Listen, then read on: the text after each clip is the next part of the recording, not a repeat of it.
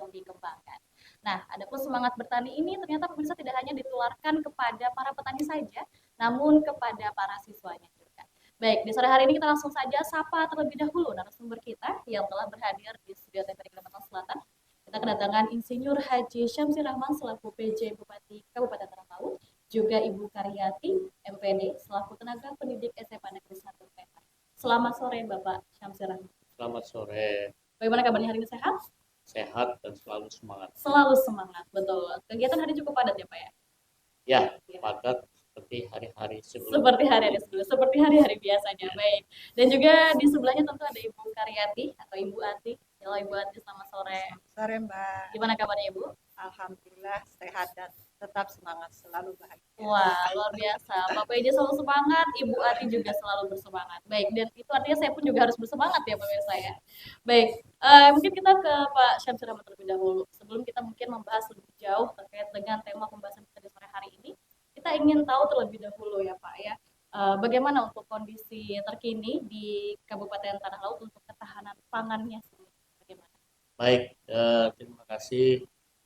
Yang pertama, sebelum ke Tanah Laut, saya ingin menyampaikan secara umum untuk Provinsi Kalimantan Selatan bahwa ketahanan pangan kita untuk Provinsi Kalimantan Selatan sangat baik, sangat tersedia. Kemudian untuk Kabupaten Tanah Laut, karena ini adalah menjadi salah satu kabupaten penyumbang produksi pangan kita, urutan nomor 3 setelah Barito Kuala dan Kabupaten Banjar, juga sangat bagus dan kondusif. Produksi terutama kebutuhan pangan kita di bidang beras, produksi padi kita Provinsi Kalimantan Selatan untuk tahun ini sangat luar biasa. Dibandingkan dengan tahun yang lalu kita mencapai 850.000 ton dan tahun ini lebih dari 1 juta ton. Wah, luar biasa. Berapa kebutuhan untuk masyarakat Kalimantan Selatan kalau dikonversikan jadi beras? Untuk memberi makan masyarakat Kalimantan Selatan dengan penduduk 4,2 juta jiwa itu dibutuhkan 600.000 ton. Berarti kita masih surplus. Betul. Surplusnya kemana? Kita akan menyuplai ke Kalimantan Tengah dan menyuplai ke Kalimantan Timur. Wah. Untuk regional Kalimantan Tengah, Kalimantan Timur, Kalimantan Barat, Kalimantan Utara, semua minus. Yang surplus hanya Kalimantan Selatan. Nah, jadi ini secara umum yang saya gambarkan. Kemudian Tanah Laut. Tanah Laut ini dia mempunyai potensi yang sangat besar sekali, terutama adalah di beberapa kecamatan, Pulau, Bati-Bati, Tapisung, Panyipatan, itu adalah penyumbang pangan kita secara keseluruhan di Kabupaten Tanah Laut dan menyumbang suplai untuk produksi di tingkat Kalimantan Selatan adalah surplus untuk Kabupaten Tanah Laut. Bagaimana tingkat nasional? Kalimantan Selatan berada di peringkat 10 penyuplainya. Kita mau bicara lebih jauh untuk tahun 2025 kita mendapatkan target dari Kementerian Pertanian melalui Bapak Menteri Amran Sulaiman, kita akan mencetak sawah kembali sebanyak 500.000 hektar. Nah, ini yang akan kita bersama-sama sesuai dengan arahan Pak Gubernur, Pak Mandirin, ketahanan pangan harus tetap terjaga. Ketahanan pangan Kalimantan Selatan sebagai penyumbang nanti menyuplai ke ibu kota negara kita di Kalimantan Timur, kita tidak boleh minus. Berarti kita harus surplus. Surplus ya. Baik, luar biasa. Di Kalimantan Selatan, Kabupaten Tanah Laut masuk 3 besar, gitu ya Pak. Dan itu membuat Kalimantan Selatan masuk 10 besar. Artinya itu pencapaian yang luar biasa. Apa yang membuat Tanah Laut ini bisa melakukannya? Apakah kondisi geografisnya atau memang semangat bertani yang ada di sana? Ya, ada 3 sebenarnya. Satu, letak geografis. Kita memiliki lahan rawa, yaitu daerah Kurau. Dari dulu basis untuk Kalimantan Selatan itu Kurau. Kita mengenal dulu yang disebut dengan berasnya gambut Kurau, ya kan? Betul. Nah, itu tidak bisa dilupakan. Kindai Limpuar, nah, itu ada di daerah itu. Nah, kemudian daerah kita ini adalah daerah rawa. Rawa itu ada di daerah Kurau, Bati-Bati. Nah, itu tidak bisa kemana-mana. Mereka adalah dari datu nenek moyang sampai kapanpun tetap usaha utama mereka adalah bertani. Nah, mereka tidak mempunyai potensi batu bara, tidak ada. Potensi batu bara ada daerah Kintab dan Jorong. Nah, jadi ini akan kita padukan. Kalau di daerah Kintab itu tidak ada memproduksi beras, nah nanti dia harus ngambil di daerah Kurau. Betul. Nah, kemudian di daerah Jorong ngambilnya di Kurau. Nah, jadi antar kecamatan melalui Pak Camat dia akan kerjasama. Nah, jadi ini kita polakan untuk Kabupaten Tanah Laut ke depannya lebih bagus lagi. Ini untuk membantu agar harga ketika panen tidak turun.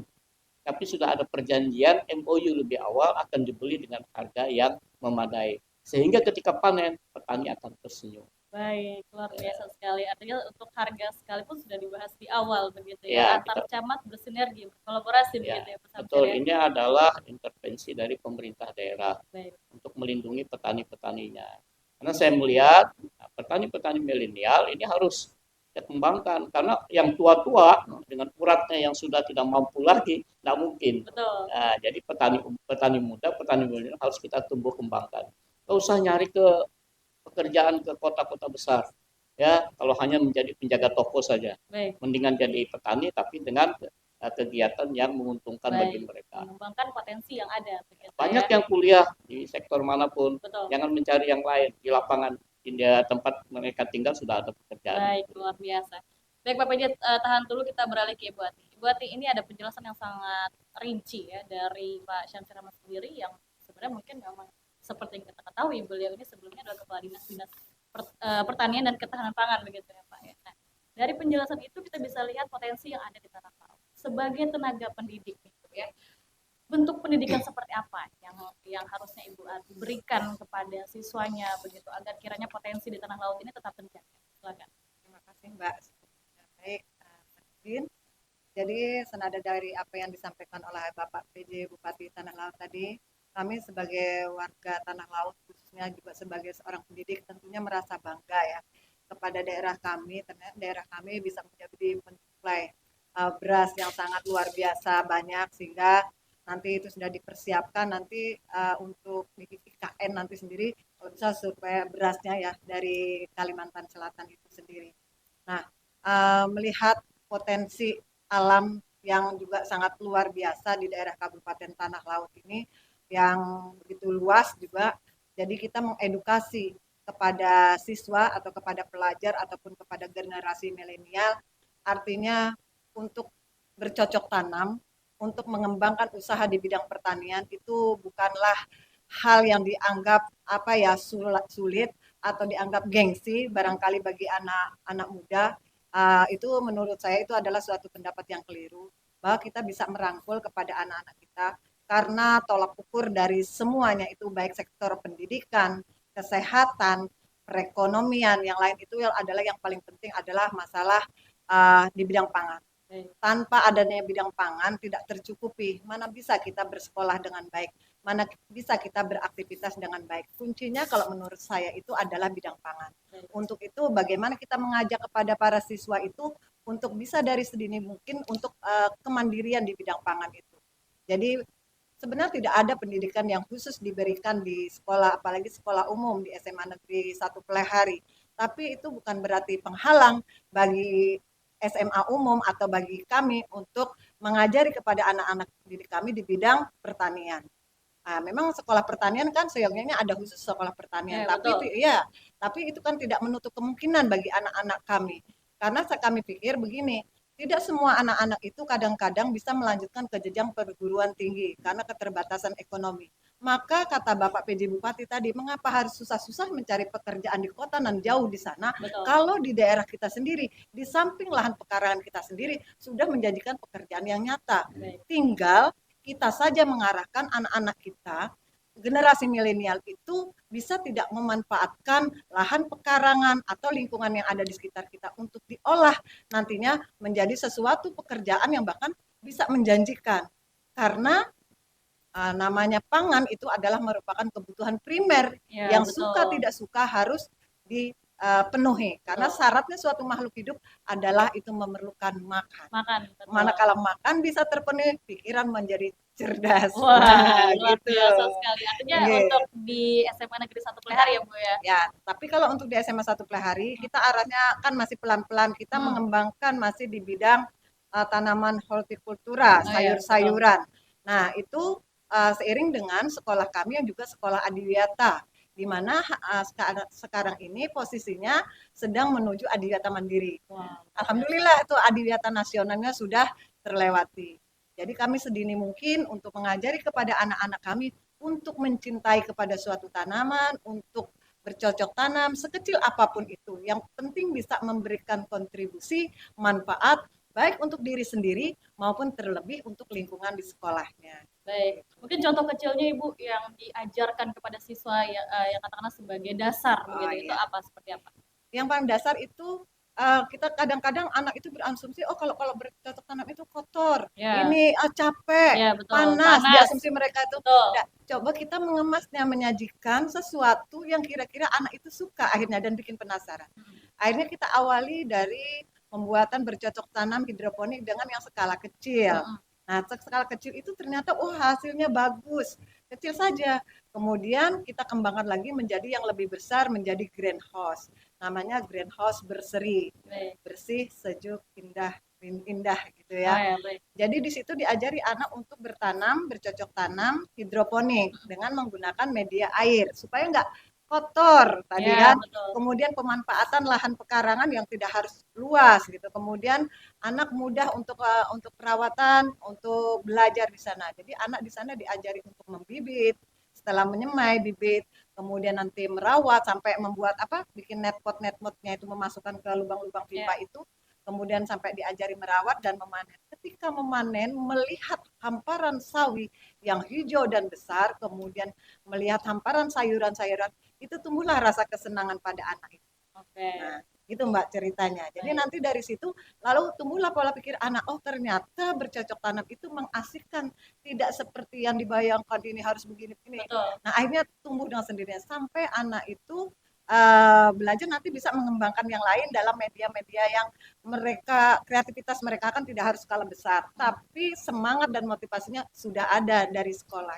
Baik, luar biasa sekali. Artinya di sekolah sendiri pun siswa sudah diajarkan ya, Bu. Ya, kalau Ya, misalkan takut kotor masih ada opsi yang lain opsi yang begitu. lain. Baik, kita beralih ke Pak Beji, Pak. Kalau kita dengar dari penjelasan Ibu Ati ini sangat menarik ya, Pak ya. Memperkenalkan hal tersebut kepada siswa yang artinya itu merupakan generasi yang sudah dibentuk untuk dikenalkan. Selaras tidak dengan harapan dari pemerintah kabupaten sendiri terkait dengan hal ini?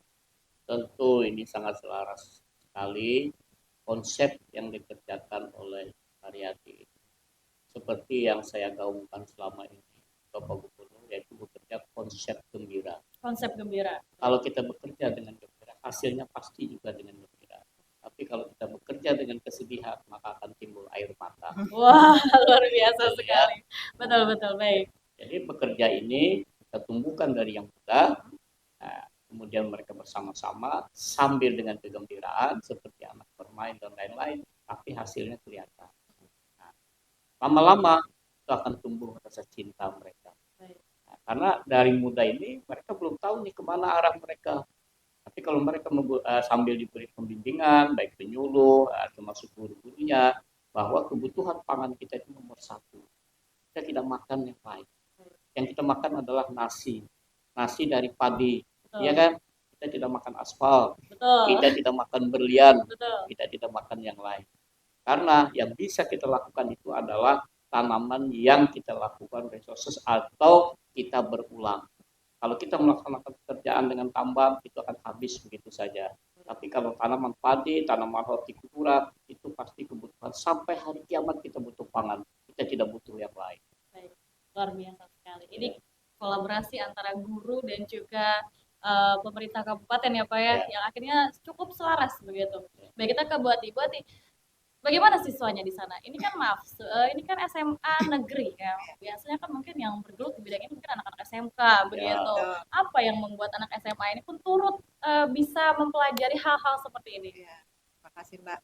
Seperti yang sudah dipaparkan sebelumnya tadi, pertama ya latar belakangnya karena sekolah kami juga sekolah adiwiyata, yang itu harus menanam konsep akan lingkungan, keindahan, kesejukan, dan lain sebagainya.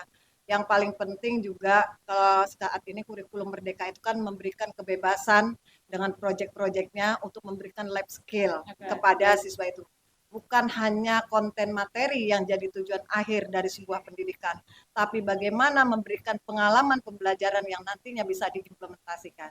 Nah, jadi begitu. Jadi tidak hanya kita beri materi-materi saja, tapi juga diberikan pengalaman-pengalaman. Salah satunya adalah pengalaman bercocok tanam tadi. Di samping memang tidak ada pendidikan pembelajaran secara khusus, tapi ada dititipkan di situ salah satu proyek yang namanya proyek P5, profil pelajar Pancasila, Pancasila itu ya P5. Jadi ada, saya merasa senang juga karena dengan proyek itu kan anak bisa leluasa mengembangkan bakat dan potensinya masing-masing, termasuk potensi bidang bercocok tanam.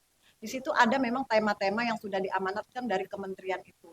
Contohnya tema kewirausahaan dan tema gaya hidup berkelanjutan. Di situ kita bisa memasukkan konsep daripada bercocok tanam di sana. Kita bisa memanfaatkan apa namanya bungkus-bungkus plastik-plastik tadi yang dianggap selama ini sampah-sampah bekas kemasan itu bisa gunakan sebagai media-media tanam untuk bercocok tanam, tanaman hortikultura yang bisa dilihat dan dinikmati dengan cepat itu ya Pak. Misalnya menanam tomat, cabai, nanam seledri, nanam kangkung, itu kan bisa cepat dilihat oleh anak itu.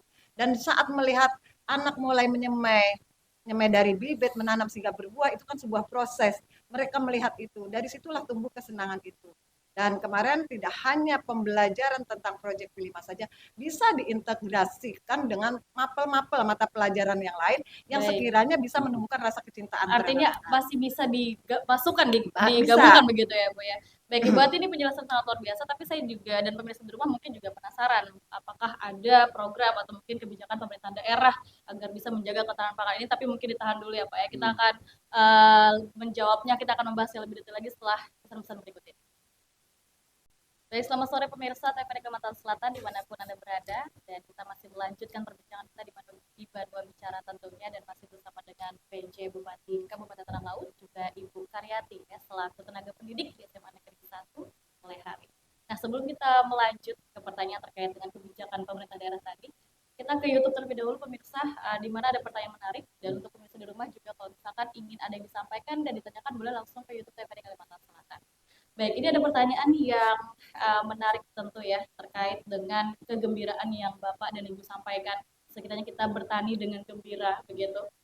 Lalu bagaimana caranya untuk menumbuhkan kebanggaan ini dalam bertani? Dan bagaimana meyakinkan bahwa bertani itu bisa menjamin hidup mereka? Nah, mungkin dari Bapak terlebih dahulu, silakan. Baik, bagus sekali pertanyaan ini. Selain kita bekerja dengan gembira, salah satunya harus konsep yang kita pakai adalah bahwa bertani itu menembus langit. Kenapa menembus langit? Karena dengan bertani, pahalanya itu langsung menembus langit, tidak ada terhalang apapun. Kenapa? Nah, petani, kalau dia menanam, kemudian memelihara, kemudian dia mengetam, kemudian digiling berasnya, berasnya itu dimakan oleh siapa? Dia tidak pernah tahu. Ada yang dimakan oleh alim ulama, di bawah sholat Allahu Akbar, mengalir di darahnya. Kemudian banyak kita lihat beras-beras kita itu dibawa kalau orang umrah, orang haji, dibawa tawaf keliling Ka'bah, labbaik Allahumma labbaik, labbaik kala sari kala baik, maka dia pun akan dapat pahala umrah dan haji. Kemudian bekerja di sektor pertanian menembus langit, karena dia adalah memelihara dan menjaga ketahanan pangan untuk semua orang. Karena kita butuh pangan. Betul. Tapi kalau bekerja di sektor pertanian, tanpa kita menyadari, pahala terus mengalir di tempat kita. Asalkan menanamnya dengan Bismillahirrahmanirrahim, pasti dijagakan Allah apa yang kita kerjakan. Baik. Itu harus kita tumbuh kembangkan. Ya, mana tahu ketika datu kita, kai kita, nini kita, ayah kita kemarin, dia bisa menjadikan seseorang hanya dengan bertani, anaknya bisa menjadi dokter, anaknya bisa menjadi insinyur, anaknya bisa menjadi pengusaha, hanya seorang petani. Ini luar biasa. Nah, jadi tidak perlu kita berpikir terukur sudah apa yang menjadi usaha di sektor pertanian itu hasilnya pasti murni adalah pahala. Tentu itulah mengapa bertani adalah suatu kebanggaan, begitu ya Pak? Suatu kebanggaan. Suatu kebanggaan. Baik, kita sapa terlebih dahulu untuk pemirsa yang menyapa kita di YouTube TVRI Kalimantan Selatan. Ini ada dari Abi Puri Games. Mantap, maju terus pertanian Kalsel. Ya, terima kasih Abi. Baik, terus juga ada dari Alfa Rahmah. maju terus pembangunan pertanian di Provinsi Kalimantan Selatan. Luar Wah, biasa. luar biasa Terima ya. kasih. Terima kasih. Dan tadi pertanyaannya Bapak dari Mata Dewi yang sudah bertanya ke Oh, saya. terima kasih Mata Dewi. Baik, luar biasa. Jadilah mata angin yang indah. Wah, Ya, jadilah untuk mata angin yang menyusun. indah ya Mata Dewi ya, Ya. luar biasa sekali. Baik, kita ke Ibu Ati, Bu, gimana Bu tanggapannya Bu untuk agar anak-anak ini yakin ini bisa menjamin kehidupan mereka di masa yang akan datang dengan bertani tadi begitu, gimana? Terima kasih, Pak. Bagi saya pribadi, pekerjaan petani itu ada yang paling saya bangga menjadi anak seorang petani. Saya salah Luar satu biasa. contoh anak orang petani. Luar biasa. Tapi saya nggak bisa mungkin bisa sesukses ini bisa menghantarkan saya sampai duduk di sini. Betul. Kalau tidak berkat jasa saya, ayah saya yang bekerja di ladang, almarhum Al-Fatihah buat almarhum Bapak dan Ibu yang sudah membesarkan anak-anaknya. Kami 8 bersaudara dibesarkan dari seorang ayah petani. Keluarga Bapak saya petani di Jawa. Nah, jadi bertani adalah kebanggaan. Itu yang kita berikan juga kepada anak. Dan saya lihat anak juga merasa cinta. Sekarang mulai mencintai akan tanaman. Kemudian contoh kita balik lagi tadi ke masalah tanaman yang ada di greenhouse. Itu yang merawat itu anak-anak. Anak-anak ada kader namanya kader Adiwiyata dan juga di bawah pemantauan daripada ibu bapak gurunya ada tim Adiwiyata yang juga yang bertanggung jawab terhadap greenhouse gitu. Kemudian tapi anak-anak di sana diajar dan ada juga ekskul tersendiri di sana ekskul GC greenhouse. Anak diajari menyemai, membibit sampai menanam merawat itu kan suatu proses dan mereka akan menghargai proses itu. Ketika seperti yang saya sampaikan di awal tadi, ketika itu panen sudah hijau semua di greenhouse penuh, itu adalah kebanggaan tersendiri buat anak-anak itu. Kalau anak tidak merasa bangga dan tidak cinta, bayangkan di jam 4 sore setengah 5 mulai pagi dia belajar, toh sore masih ekskul merawat tanaman, membersihkan itu kan suatu kebanggaan luar biasa, senang sekali. Dan untuk membekali rasa cinta dan bangga anak terhadap masalah bercocok tanam, terhadap tanaman budidaya hortikultura, tidak cukup sampai di situ. Kami juga beserta tim Adiwiyata ada mengajak anak-anak untuk edukasi ke kemana ya, taman apa itu namanya yang di Trikora itu dekat gubernuran itu untuk mengenal berbagai macam tanaman yang ada di sana, melihat tanam-tanaman entah itu ya perkebunan, apel sayur dan lain sebagainya. Kemudian satu lagi pada saat pembelajaran proyek P5 kewirausahaan waktu itu temanya atau judulnya topiknya gemar bercocok tanam. Saya dan guru-guru yang lain mendampingi anak-anak didik kita lepas secara langsung, observasi langsung ke masyarakat, keterjun kemana pada petani-petani yang sukses. Dan kebetulan saya mendampingi salah satu ada masyarakat di Panggung yang punya tanah sekian hektar, yang itu basicnya dulu SMA di tempat kami, alumni sekarang jadi petani yang sukses luar biasa. Jadi pada saat itu diceritakan panen cabai, panen terong yang hasilnya bahkan suruh menghitung, anak-anak murid kita suruh menghitung. Wah Pak, kata banyak sekali luar biasa ya keuntungannya ini. Makanya kamu harus bangga jadi petani. Betul. Bapak ini seorang petani, bangga loh Bapak ini, Bapak bisa seperti ini. Luar biasa sekali pemirsa. Ya, itu contoh kecil kebanggaan sebagai seorang petani. Iya, jadi dia anak-anak itu dibawa terjun langsung Mbak waktu itu dalam kegiatan Project P5, terjun langsung ke masyarakat. Sasarannya adalah pelaku-pelaku atau petani-petani yang sudah sukses. Tujuannya apa? Supaya anak ini menggali informasi secara langsung kepada pelaku yang sukses supaya bisa termotivasi, menginspirasi. Ada pertanyaan waktu itu saya ingat anak-anak menanyakan kepada pelaku, Bapak nggak malu kah jadi petani? Buat apa nak malu? Kalau buat apa malu? Tahu nggak Bapak punya mobil seperti ini? Dari mana uangnya? Ini dari petani. Jadi dilihatkan ada pepaya, ada cabai, ada terong, ada jeruk waktu itu sampai ada masih foto-fotonya itu sampai duren juga ada, duren kemudian padi macam-macam. Sukses luar biasa dan alhamdulillah beliau sekarang menjadi anggota dewan bekerja. Luar biasa itu berangkat dari seorang petani begitu ya. Betul Mbak, petani. Jadi jangan pernah meremehkan artinya apa yang namanya petani. Betul. Semua namanya pekerjaan itu bagus, yang penting halal. Apalagi yang seperti disampaikan Bapak PJ tadi ya.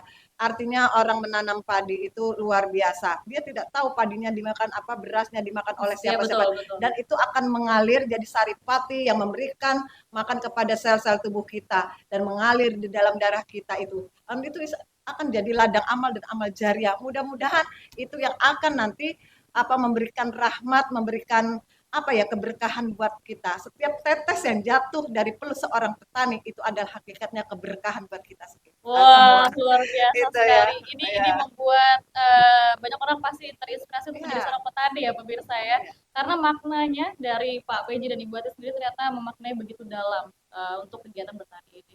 Baik, kita beralih ke Pak PJ. Pak, untuk mempertahankan ketahanan pangan yang ada di Kabupaten Tanah Laut, mungkin ada tidak program atau mungkin kebijakan daerah yang dimiliki oleh Tanah Laut? Baik, eh tentu yang pertama adalah kita menyiapkan anggaran. Baik, Karena jumlah penduduk kita selalu bertambah. Ada yang kawin, kemudian beranak lagi. Nah, ini kan membutuhkan makan, betul. membutuhkan pangan. Itu kita lakukan dengan penerapan teknologi. Yang satu kali tanam, kita minta mereka 2 kali tanam. Yang 2 kali tanam, kita minta mereka 3 kali tanam. Kemudian kita lakukan lagi dengan perluasan areal tanamnya, yaitu dengan membuka areal-areal baru. Nah, kemudian yang berikutnya adalah memberikan jaminan harga. Jadi ketika panen raya, harga tidak boleh turun, maka pemerintah daerah harus ambil inisiatif. Misalkan harga gabah 7.000 itu untung bagi petani. Tengkulak tidak boleh membeli kurang dari 7.000. Apabila tengkulak membeli kurang dari 7.000, maka pemerintah daerah lah yang membelinya. Nah, jadi ini harus ada intervensi. Kemudian kita berikan juga bantuan-bantuan multi. Misalkan kita berikan dengan bibit yang umurnya pendek, jadi menghasilkan lebih cepat. Kemudian bibit yang tahan hama. Kemudian juga kita berikan teknologi-teknologi dengan peralatan-peralatan misalkan head traktor, kemudian memanen tidak lagi perlu dengan katip-katip, tapi Betul. bisa dengan komben. Baik. Nah, pengolahan lahannya juga begitu ya. Nah, kemudian sekarang juga ada yang kita lakukan menanam atau menyemai dengan drone. Wah, Nah, teknologi luar ya, biasa ya Pak ya. jadi ya tinggal buka lahan, drone-nya tinggal menabur benih. Ya. Tuh. Nah, ini adalah upaya-upaya ke depannya karena apabila kita tertinggal dengan teknologi seperti kita bandingkan dengan petani-petani di Australia, petani di luar negeri. Mereka punya lahan itu mereka dengan teknologi. Hasilnya bisa dia dengan masukkan data-data ke komputer, apa kekurangan mereka, kemudian mereka perbaiki untuk menjaga hamanya apa yang datang terdata semua, bagaimana antisipasinya. Nah, jadi sarjana ilmunya bermanfaat, sarjana pertanian, sarjana kehutanan, sarjana teknologi pertanian, dan semuanya itu bisa termanfaatkan di sana. Kita cetak sarjana-sarjana pertanian. Tapi kalau dia bekerja hanya dengan menggunakan urat dan tenaganya, berapa produksi yang dia dapat? Tapi kalau dia menggunakan akal dan pikirannya, teknologi yang bagus, dia bisa meningkatkan berpuluh kali lipat berapa produksinya. Jadi lebih maksimal begitu ya Betul, Pak. nah, itu yang akan kita terapkan ke depannya lagi. Tentu ini membutuhkan anggaran. Baik. Pemerintah provinsi, Pak Gubernur, itu menyiapkan anggaran yang cukup untuk menjaga ketahanan pangan. Karena beliau berpikirnya begini, apabila runtuh suatu pangan di negeri, maka runtuhlah suatu negara. Wah, Berarti ini yang harus kita pertahankan betul-betul. betul. Nah, makanya seperti yang saya bilang, kita tidak butuh yang lain. Nah, kebutuhan primer utama adalah kita butuh makan sekarang. Betul. Di luar negeri sekarang begitu banyak yang kelaparan. Beberapa negara kolap karena hanya pangan tidak bisa dikendalikan. Betul. Kita tidak bisa lagi yang meminta mendatangkan atau mengimpor dari Kamboja, dari Thailand karena mereka juga menutup itu untuk ke negara lain. Nah, kita harus bisa swasembada sendiri. Inilah Menteri Pertanian, Gubernur-Gubernur, Bupati-Bupati diminta oleh Bapak Presiden untuk menjaga ketahanan pangan di wilayah masing-masing. Nah, untuk itu misalkan Banjarmasin ini sedikit sekali lahan pertaniannya. Dia harus bekerja sama dengan siapa? Dengan Barito Kuala. Nah, dengan siapa lagi? Dengan Tanah Laut. MOU dong kita. Nah, nggak usah beli beras, beli sampai ke Pulau Jawa. Kita cukup ada. Jadi yang menampung, memberi makan itu adalah para tetangga kita semua. Untuk produksi pangan itu tidak mengenal batas wilayah. Nah, jadi urusan perut tidak mengenal batas wilayah apapun, tetap kita harus tersedia. Baik, luar biasa. Saya cukup tercengang dengan penjelasan beliau ya, di mana beliau menganggap pada akhirnya ya tetangga kita sendiri yang akhirnya turut membantu untuk mengisi perut kita begitu. Betul. Ya Pak ya. Baik, luar biasa sekali. Oke, kita beralih ke Pak PJ beberapa kali menjelaskan terkait dengan teknologi, inovasi teknologi gitu ya. Nah, itu kan tentu menjadi suatu harapan ya Pak ya. Betul. Nah, untuk Ibu Ati sendiri dalam proses pengajaran juga terus memperkenalkan inovasi teknologi ini kan atau bagaimana? Iya, terima kasih Mbak. Ya, tadi Bapak PJ mengatakan bahwa pentingnya peranan teknologi itu untuk bidang pertanian tentunya untuk meningkatkan kualitas daripada hasil pertanian itu sendiri, meminimalisir kegagalan daripada betul. pertanian. Betul. Nah, perlu adanya upaya-upaya kan Mbak untuk meminimalisir itu. Upaya daripada pemerintah sendiri, tadi kan sudah ada Bapak menyiapkan suatu anggaran untuk bisa membackup bagaimana peningkatan kualitas pertanian.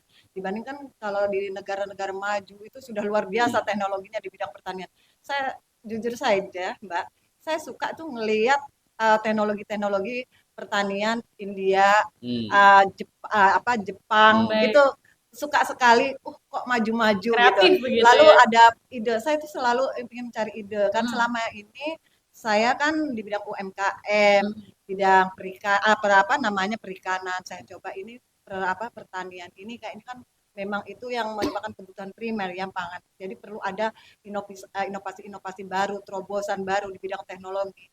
Nah, kalau Bapak tadi kan menyiapkan anggaran itu kan mungkin tidak bisa instan, itu berproses kan Mbak, perlu waktu, butuh waktu, dan anggaran yang disiapkan mungkin juga tidak sekecil, itu besar. Kemudian saya tuh pengennya kan kalau tidak ada yang sesuatu yang sifatnya emergensi, tidak harus menunggu lama kan, Ya, kita bisa betul. langsung langsung bisa atasi segera. Ya, Bagaimana betul. caranya? Makanya kita mengedukasi kepada murid-murid kita, terlebih plus saya sebagai pembina pelatih, dulunya pembina karya ilmiah remaja, itu mengajak kepada anak-anak didik kita untuk berpikir kreatif kemudian untuk inovatif, bagaimana menghasilkan suatu ide-ide gagasan baru dari hal yang kecil saja, misalnya dari hal yang kecil saja, karena kan sesuai dengan kemampuan kita sendiri. Betul. Nah, jadi kalau selama ini mungkin menanam padi menurut anak-anak itu kan susah tuh, capek itu, capek. harus begini, Betul. gini kan capek. Bapak tadi sudah menjelaskan itu yang pakai drone, tapi kalau pakai drone itu kan perlu biaya yang besar. Sesuai dengan kapasitas pemerintah kan besar, tapi kalau untuk kita yang untuk kepentingan kita sendiri, untuk lokalan, untuk membantu keluarga kan kita bisa menghasilkan inovasi-inovasi sendiri tentunya ya. Tapi kan anak itu, ide itu tidak muncul serta-merta tanpa dibimbing dan diarahkan. Disitulah peran kita guru untuk mengarahkan, menggiring, memotivasi siswa, meningkatkan daya kreasinya, inovasinya. Jadi coba Bang dibuat alat yang sekiranya bisa tidak capek lagi. Entah alat itu pertama dibuat secara mungkin manual aja betul. dulu. Manual kan konsepnya manual dulu ya. Kemudian yang penting konsepnya itu bagaimana bisa membantu dalam bidang pertanian itu. Misalnya kebetulan ayahnya seorang petani. Nah, itu lagi menanam. Kayak apa supaya itu bisa membantu ayahnya untuk menanam padi lebih cepat. Nah, disitulah diperlukan peran kita untuk mengarahkan ke anak-anak kita itu membuat alat-alat. Walaupun itu sederhana, fungsinya alat teknologi tepat guna, bukan seberapa mahalnya alat itu, tapi seberapa tepat dan gunanya alat itu dipakai. Meskipun mungkin alat itu sederhana ya Bu sekali. ya. Seperti alat yang disebut dengan alat TTG itu kan teknologi tepat guna, itu tidak harus teknologi diibaratkan dengan mesin-mesin yang mahal, tidak. Padahal dengan kreativitas biasa anak-anak kita tuh di desa tuh jauh punya kreativitas yang tinggi, hanya perlu sentuhan dari seorang guru barangkali yang bisa mengiringnya itu. Baik, luar biasa. Artinya dengan mesin sederhana sekalipun selama dia tepat kegunaannya begitu ya Bu, itu sudah cukup. Ada yang sistem pencet itu aja kan bisa masukkan bibit beberapa cet masukkan kan kayak besi, dimasukkan lubang kayak itu, terus dimasukkan bibitnya cepet itu. Tangan kita nggak kotor, kita sambil jalan begini. Jadi dengan happy, relax, bahagia kan kita bisa membantu orang tua juga lebih efisien dan efisien. Kan kehadiran teknologi tepat guna itu dihadirkan. Kenapa dihadirkan? Karena itu sebagai solusi untuk menjawab tantangan segala permasalahan yang dihadapi di masyarakat itu. Wah, luar biasa, sebagai jawaban dari setiap tantangan yang ada begitu. Baik.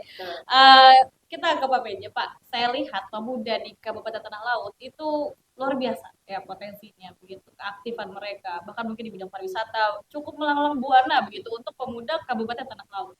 Nah, tapi dalam hal ini untuk bertani ini gimana? Peran pemuda atau generasi milenial di Kabupaten Tanah Laut seperti apa? Apakah Pemda mungkin turut mengajak mereka atau seperti apa? Baik. Saya rasa sudah mulai berkembang pesat ya. Dan Tanah Laut itu menjadi andalan Kalimantan Selatan untuk petani milenial, terutama di sektor tanaman hortikultura. Mereka sudah bisa menghasilkan melon, sudah ya, jadi itu sangat luas sekali dan menjadi andalan di Indonesia sebenarnya. Ya, jadi beberapa kali kunjungan semuanya itu orang menjadi pusat perhatian itu adalah di Tanah Laut. sudah ada hamparan yang luas seperti yang dijelaskan Ibu Karyati. Itu sudah ada juga yang disebut dengan greenhouse-nya. Nah, kemudian ada petani cabai. Ya. Nah, ini yang tumbuh ini petani-petani milenial semua. Baik. Nah, karena ada tumbuh petani milenial, kita tidak boleh memutuskan cita-cita dan harapan mereka. Nah, berarti harus kita payungi. Nah, lahan mereka harus kita lindungi, yaitu dengan disebut dengan LP2B, lahan pertanian berkelanjutan. Nah, itu tidak boleh dialihfungsikan apapun. Nah, nanti kan kebanyakan lahan kita ini sebentar-bentar bangun lapangan futsal, kemudian nanti bangun pabrik, itu tidak boleh. Itu khusus untuk lahan pertanian yang dilindungi, pemerintah daerah mengeluarkan perdanya. Oh, itu artinya merupakan bentuk komitmen pemerintah daerah ya Pak? Oh iya, tidak boleh. Jadi lahan pertanian yang berkelanjutan, lahan pertanian yang dilindungi oleh pemerintah dan dilindungi oleh dengan aturan-aturan. Nah, ini untuk menjaga jangan sampai produksi kita turun, kemudian beralih fungsi lahan tersebut, kemudian juga lahan tersebut tidak boleh dijual belikan. Nah, jadi begitu. Nah, petani milenial yang paling banyak di tanah laut itu adalah petani milenial di bidang hortikultura. Tetapi juga banyak petani-petani. Saya kemarin turun ke lapangan ketemu juga alumni Fakultas Ilmu Sosial. Nah, saya tanya, kenapa bertani?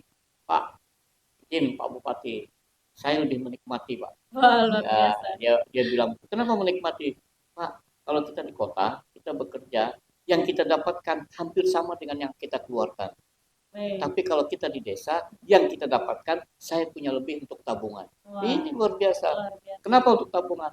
Ini buat saya karena saya masih lajang, persiapan untuk saya untuk kawin. Pak. Artinya mereka sudah berpikir jauh ke depan gitu kan.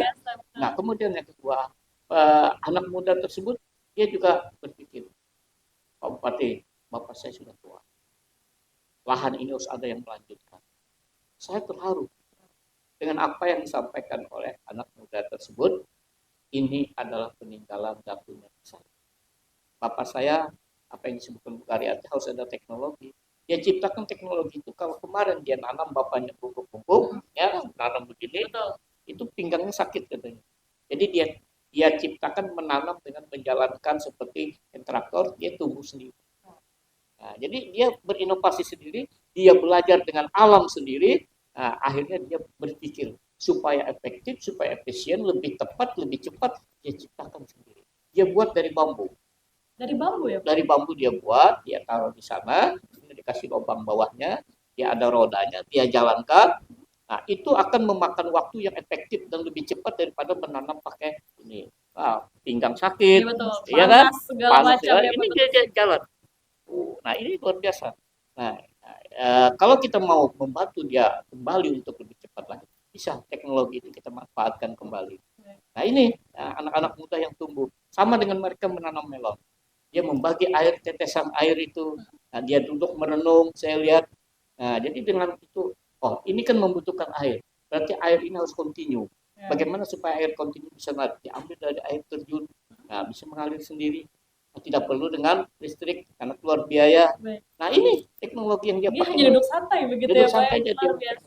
Nah, jadi inilah. Dan anak-anak yang kuliah, yang dia turun ke sektor pertanian, dia punya catatan yang rapi. Nah, beda dengan petani-petani yang tidak kuliah, artinya petani yang tidak sekolah. Nah, dia yang penting dengan tenaga. Tapi dengan ini ilmu, teknologi bisa jalan, bisa dipadukan. Nah, dia bisa menghasilkan. Wah, ini kolaborasi yang sangat luar biasa dari pengetahuan dia, begitu yang menjadi perkembangan teknologi. Sebenarnya seperti Ibu Karyati ini banyak teknologi-teknologi yang saya juga dengar demikian, luar biasa. Nah, kemudian inovasi-inovasi. Ini susah mencari Ibu Karyati yang lain ya seperti ini. Makanya saya ajak Bu Karyati untuk membantu anak-anak muda, anak-anak sekolah kita. Baik, luar biasa. Itu penjelasan yang menarik begitu ya. Kita jadi tahu bahwasanya di Kabupaten Tanah Laut banyak sekali pemuda-pemuda kreatif yang itu mungkin turut membantu dan menjawab pertanyaan tadi ya, bangganya bertani begitu ya. Baik, Ibu, mungkin dalam hal ini pasti ada tantangan ya, Bu? Pasti. Apa mungkin tantangan yang dihadapi sebagai tenaga pendidik? Ini tantangan dalam hal apa dulu, Mbak? Dalam hal untuk mengajarkan kepada siswa untuk agar mereka juga turut bertani begitu. Iya. Tantangan terbesar adalah gadget. Wah, perkembangan teknologi gadget ya. Kadang-kadang tapi ya itu tidak semua, tergantung bagaimana kita makanya merangkulnya. Karena gadget ini adalah seperti dua mata pisau. Betul. Kadang bisa melukai, membunuh kita secara Ya. perlahan, bahkan bisa menghantarkan kita ke gerbang kesuksesan yang setinggi-tingginya. Baik. Begitu banyak orang yang sukses karena HP, tapi begitu juga banyak orang yang mati merana dan mati sia-sia karena Karena HP. HP. Iya, benar. Ya itu banyak, mulai anak kecil sampai bahkan orang tua jadi korbannya. Jadi bijak kita dalam menggunakan HP, bagaimana di situ perlunya peran kita, andil kita sebagai seorang orang tua, guru dalam mengajak atau merubah pola pikir dan mindset anak kita. Masalah bercocok tanam mungkin tidak semua orang tadi ya Mbak mau Ya, tergiur, mau ke situ. Dianggap bercocok tanam itu adalah pekerjaan orang tua saja. Nah, itu tidak cocok kalau generasi milenial itu. Nah, itu pola pikir itu yang perlu kita rubah. Caranya bagaimana? Caranya yaitu kita dengan mungkin menayangkan profil-profil sosok-sosok seorang pemuda milenial yang sudah berhasil di bidang pertanian, baik di bidang hortikultura, ada yang padi, bahkan pernah saya mendengar waktu saya di dalam mobil itu saya mendengar memutar radio. Saya kalau di dalam perjalanan selalu memutar radio dan berita-berita. Baik berita yang daerah khusus Tanah Laut maupun di daerah Provinsi Kalsel. Saya pernah melihat itu ada salah satu pemuda di Tanah Laut itu yang berhasil juara rasanya yang mengembangkan di daerah Pabahanan Pak. Betul. Daerah Kunyit kalau tidak salah namanya saya lupa. Itu berhasil mengembangkan di bidang pertanian yang dulu lahannya hanya misalnya 1 atau 2 hektar sudah berkembang banyak, luas sekali. Kemudian yang satu baru hanya satu jenis padi saja bisa beragam sudah. Itu kan salah satu upaya bagaimana peningkatan daripada ketahanan pangan. Artinya gagal yang satu, masih yang satu bisa teratasi. Nah, disitulah dituntut perlunya ada kreasi dan inovasi. Artinya kita tidak, pola pikir kita itu tidak stuck situ saja, tapi dituntut terus berkembang. Nah, bagaimana kita menghadapi anak-anak kita? Makanya kita secara perlahan, pelan-pelan di dalam pembelajaran kita bisa mengintegrasikan. Kayak saya pribadi ini pembelajaran biologi itu sangat mudah sekali untuk memasukkan konten bercocok tanam karena ada di kelas 12 itu ada materi khusus pertumbuhan dan perkembangan. Disitulah kita bisa masuk di situ ataupun di dalam proyek P5 itu sendiri. Jadi pertama kalau tantangannya tadi ya Mbak ya masih pola pikir, masih anak-anak yang masih dianggap kurang menjanjikan atau itu pekerjaan hanya dilakukan oleh orang tua saja. Nah, itu kita tangkal bahwa tidak harus begitu. Nanti kalau itu pekerjaan orang tua saja seperti yang dikatakan Pak PJ tadi, bagaimana meregenerasi itu? Kalau orang tua itu sudah nanti sakit, kalau sudah orang tua itu sudah tiada, kalau itu tidak diwariskan kepada generasi keturunan, siapa yang akan meneruskan ini? Lalu kita mau makan dari mana? Apakah kita perlu mengekspor seumur hidup sampai anak cucu kita? Sementara lahan pertanian yang begitu luasnya, sumber daya alam begitu banyaknya. Baik. Nah, jadi luar perlu. biasa. Jadi memang itu perlu sekali di bidang itu. Iya, perlu. Ya. Baik. Luar biasa Ibu Ati, saya bisa merasakan kekreatifan ini dan juga tantangan yang dihadapi begitu ya. Saya setuju sekali gadget itu bermata dua begitu. Baik, kita ke Pak PJ. Pak PJ, banyak sekali yang sudah kita bahas di hari ini ya. Saya ingin tahu sebagai PJ Bupati Kabupaten Tanah Laut yang juga sebelumnya merupakan Kepala Dinas Pertanian dan Ketahanan Pangan, apa mungkin yang menjadi harapan Bapak agar sekiranya pemuda ini turut mempertahankan ketahanan pangan Kabupaten Tanah Laut di Provinsi Kalimantan Selatan? Baik, mungkin termasuk pesan saya. Baik, anak-anak muda, manfaatkanlah waktu itu sebaik-baik. Pergunakan waktu itu sedetail mungkin. Ibarat sebuah perjalanan, ini waktu, ini kita. Apabila kita menoleh, waktu akan terus berjalan. Apabila kita ketinggalan, waktu tidak pernah menjemput kita. Maka di sektor pertanian itu menjadi yang harapan anak-anak muda ke depannya. Runtuhnya sebuah negara akibat runtuhnya sektor pangan. Jadi terus kita berkarya. Kapan kita bahagianya anak muda? Nah, ketika kita menutup mata, senyum itu ada. Terima kasih. Baik, luar biasa sekali. Terima kasih Pak Syamsir Rahman untuk pesan yang telah diberikan kepada pemuda khususnya di Kabupaten Tanah Laut. Dan juga Ibu Ati, terima kasih atas perbincangan sangat luar biasa. Semoga Ibu Ati terus bersemangat untuk mengajarkan para siswa khususnya di SMA Negeri 1 Klehari ya. Baik, sekali lagi terima kasih Ibu Ati dan juga Bapak Syamsir Rahman atas perbincangan di sore hari ini. Mungkin kita bisa berbincang lagi di lain kesempatan. Baik, pemirsa, itu dia perbincangan kita di Bandung Bicara kali ini. Semoga bermanfaat untuk pemirsa di rumah. Dan tentu kita akan bertemu lagi pada episode berikutnya. Saya Syarifah Nanas pamit mewakili kerabat kerja bertugas. Wassalamualaikum warahmatullahi wabarakatuh.